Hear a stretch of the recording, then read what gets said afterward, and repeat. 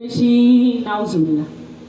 দুনিয়ার আগুন আমরা সহ্য করতে পারি না, জাহান্নামের আগুন আমরা কিভাবে সহ্য করব? ও আম্মা জান, তুমি তো চুলার পারে রান্না বান্না করো, তুমি তো বুঝো দুনিয়ার আগুনের কিতাব। জাহান্নামের আগুন সহ্য করতে পারবা কিনা? জাহান্নামের আগুন সহ্য করতে পারবা না।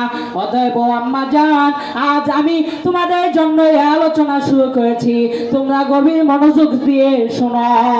ও আম্মা জান, যদি এই 4টি গুণ অর্জন করতে পারো তাহলে জান্নাত তোমাদেরকে ডাকবে, আসো আসো আসো আমার কাছে আসো। সমস্ত জান্নাত তাদেরকে ডাকবে, আমার কাছে আসো আমার কাছে আসো।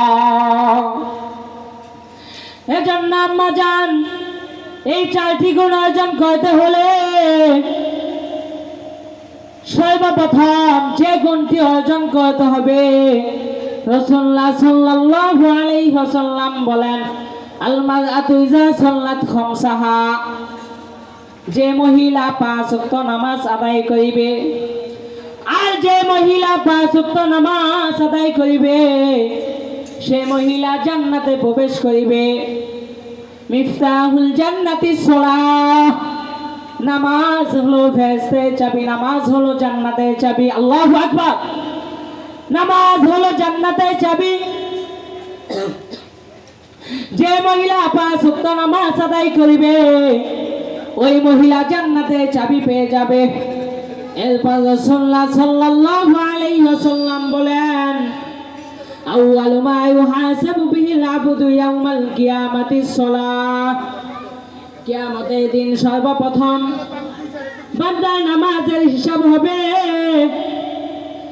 যখন বান্দার নামাজের হিসাব হবে, বান্দা যদি নামাজের হিসাব পরিপূর্ণ দিয়ে দিতে পারে আর যদি জান্নাতের চাবি পেয়ে যায়, ওই মহিলা জান্নাতে প্রবেশ করিতে পারিবে।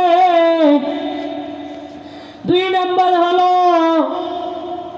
ওয়াসামাত শাহওয়া, রমজান মাসে রোজা রাখিবে। ওয়া আহসানাত ফারজাহা, লজ্জা স্থানে হেফাজত করিবে। রাসূলুল্লাহ সাল্লাল্লাহু আলাইহি ওয়াসাল্লাম বলেন, মান ইয়াজমাল্লি মা বাইনা লাহিয়াইহি ওয়া মা বাইনা রিজলাইহি